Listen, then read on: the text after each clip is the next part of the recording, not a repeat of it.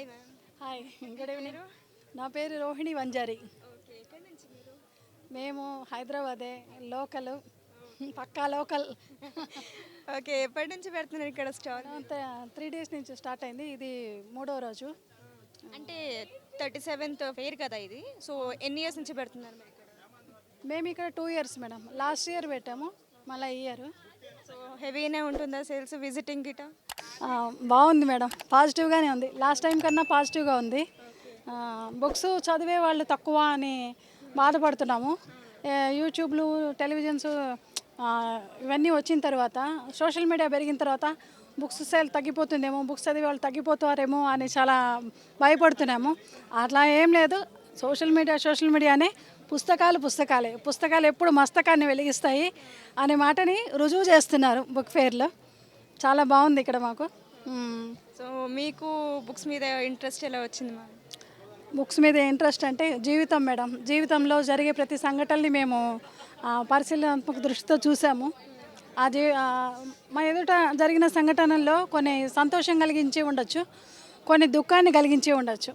అది ఏ సంఘటన అయినా సరే అది కొన్ని రోజులు మన మనసులో నలుగుతూ ఉండి దీన్ని ఎట్లయినా ఒక 10 మందికి మనం చెప్పాలి అంటే మనకు ఒక ఖచ్చితమైన మాధ్యమం ఉండాలి.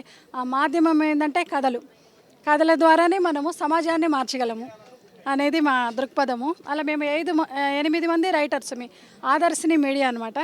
8 మంది కలిసికట్టుగా ఒక చిన్న స్టాల్ని మేము పెట్టుకున్నాము. లాస్ట్ ఇయర్ పెట్టాము, ఈ ఇయర్ కూడా పెట్టాము. అదేవిధంగా ఇక్కడ మిగతా రైటర్స్ కూడా వచ్చి మా దగ్గర పుస్తకాలు పెట్టుకుంటున్నారు. సేల్స్ బాగున్నాయి. అదే మేడం. సో లాస్ట్ ఇయర్ స్టార్టింగ్కి ఇప్పటికి డిఫరెన్స్ ఏమన్నా ఉందా? డిఫరెన్స్ కొద్దిగా ఉంది మేడం. మేము అనుకునేది ఈ డిఫరెన్స్ ఏంటంటే తగ్గుతాయేమో. ప్రతి సంవత్సరానికి మన సోషల్ మీడియాలో ఈ వెబ్ సిరీస్లు, యూట్యూబ్లు, రీల్స్ ఇవన్నీ గందరగోళంగా అంటే ఎట్లా అంటే తామర తంపరగా పెరిగిపోతున్నాయి. మన పుస్తకాల కోసం ఎవరు వస్తున్నారు అనేది మేము ఆలోచించాము. కానీ అలా ఏం లేదు. అన్ని రకాల పుస్తకాలు ఇక్కడ చూస్తున్నాం కదా. ఆధ్యాత్మికవి తీసుకుంటున్నారు, సాంఘిక పుస్తకాలు, ఫిక్షన్, నాన్ ఫిక్షన్ అన్ని రకాల పుస్తకాలు కూడా ఆసక్తిగా చూస్తున్నారు. పిల్లలు కూడా వచ్చి చూస్తున్నారు. హై స్కూల్స్ నుంచి చాలామంది పిల్లలు వస్తున్నారు ఇక్కడికి. వాళ్ళే కదా నేటి బాలలే రేపటి పౌరులు.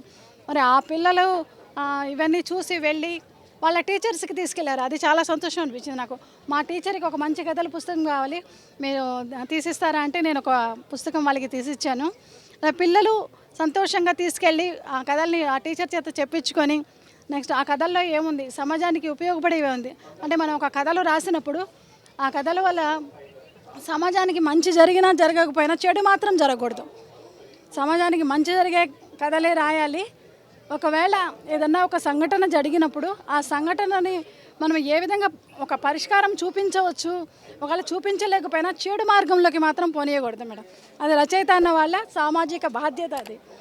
సో మీకు పర్సనల్గా ఇలాంటి బుక్స్ ఇష్టం, నాకు అంటే ఒక ఇంట్రెస్ట్ ఉంటుంది కదా కొందరికి ఇలాంటి బుక్స్ మీద. సో మీకు అలా ఏమైనా ఉందా? నాకు ఖచ్చితంగా మానవత్వం అంటే ఇష్టం మేడం. ఈ 4 మెట్ల వ్యవస్థ ఉంది కదా, కుల వ్యవస్థ, అది వద్దు.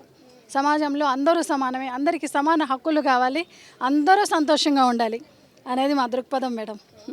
Thank you madam. మీరు ఎప్పటి నుంచి, మీరు కూడా సేమ్ మేడం? అవును మేడం తోటే అంటున్నాను. మీకు ఎలాంటి బుక్స్ అంటే ఇంట్రెస్ట్? నాకు ఎక్కువ ఎడ్యుకేషన్ సంబంధించి ప్లస్ సైకాలజీ సంబంధించి ఎక్కువ ఇంట్రెస్ట్ ఉంటుంది. మీకేమన్నా రాయాలనిపించింది, ఎప్పుడన్నా రాసారా ఏమన్నా? మామూలుగా పోయిటరీ రాస్తుంటాను, రివ్యూస్ రాస్తుంటాను, బుక్స్ రివ్యూస్ రాస్తుంటాను. మీరు ఎప్పటి నుంచి చదవడం ఇంట్రెస్ట్ చూపించారు? నేను 2000 నుంచి ఇంట్రెస్ట్ చూపిస్తున్నాను. 2000 నుంచి. Okay sir, thank you very much.